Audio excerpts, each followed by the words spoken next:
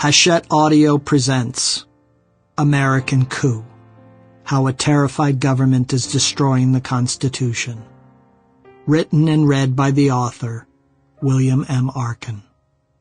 The notes for American Coup are contained in a PDF document included on the last disc. To Luciana.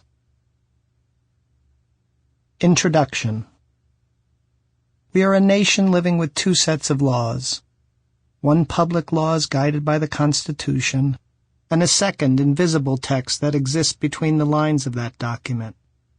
The Constitution specifies the ABCs, upholding public welfare and common defense with powers granted to the federal government that are excruciatingly limited and balanced, so as to not infringe on the inherent rights of the people or the member states of the Republic.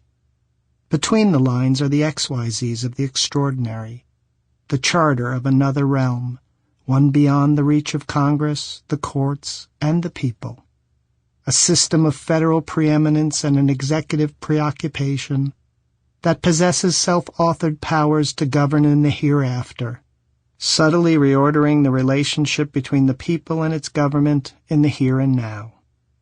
This duality, codified through decades of deliberate concealment, purports to merely supplement the 200-year-old doctrine that couldn't possibly anticipate societal vulnerability to man-made and natural threats in an age of weapons of mass destruction and terrorism.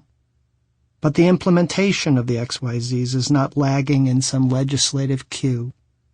It is already in place, the very essence of executive tyranny our forefathers feared.